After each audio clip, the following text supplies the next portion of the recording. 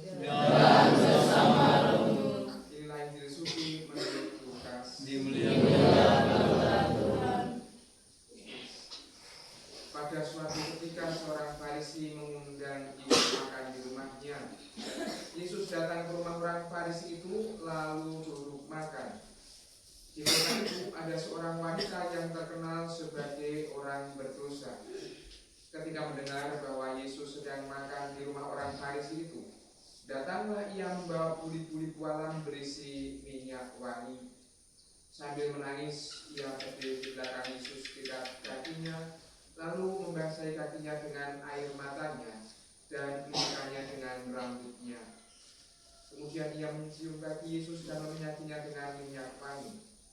Ketika orang Farisi yang mengundang Yesus melihat hal itu, ia berkata dalam hati, seandainya dia ini nabi, mestinya ia tahu siapakah dan orang apakah wanita yang menjamahnya ini. Mestinya ia tahu bahwa ia adalah orang yang berdosa. Lalu Yesus berkata kepada orang Farisi itu, Simon, ada yang hendak katakan kepadamu. Saud Simon, katakanlah dulu. Ada dua orang yang berutang kepada seorang pelepas uang, yang seorang berutang 500 dinar, yang lain 500. Karena mereka tidak sanggup membayar, maka utang kedua orang itu dihapuskan. Siapakah di antara mereka yang akan lebih mengasihi dia? Jawab Simon, aku sangka yang dapat menghapuskan utang lebih banyak. Kata Yesus kepadanya, betul pendapatmu itu.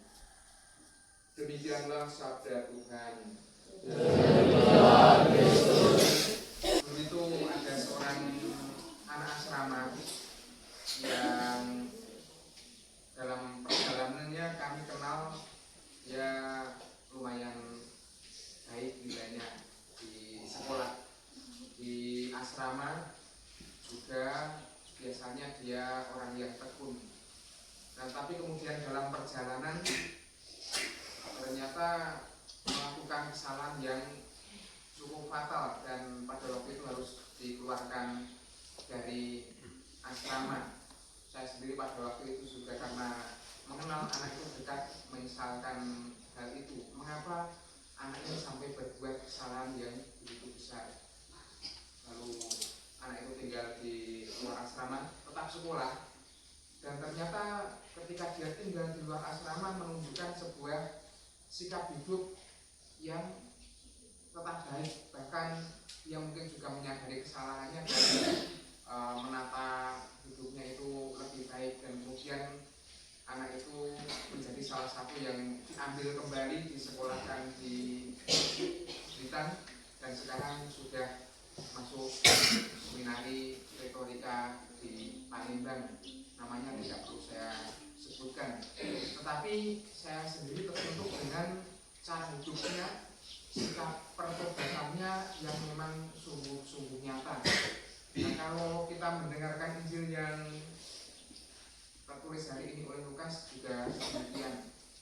Wanita yang berdosa ini menunjukkan sikap pertobatan yang nyata, yang tulus ikhlas.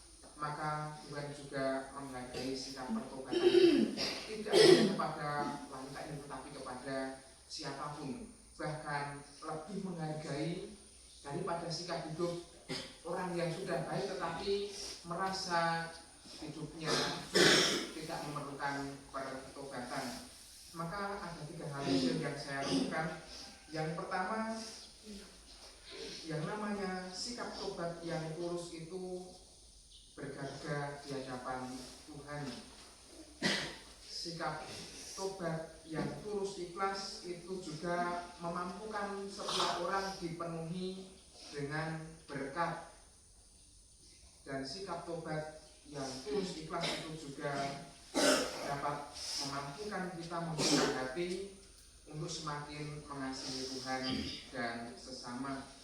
Maka semoga kita pun juga berani melangkah membawa hidup dengan sikap hati yang jujur, yang tulus ikhlas datang kepada Tuhan dan membiarkan kasih-Nya selalu membaharui hidup.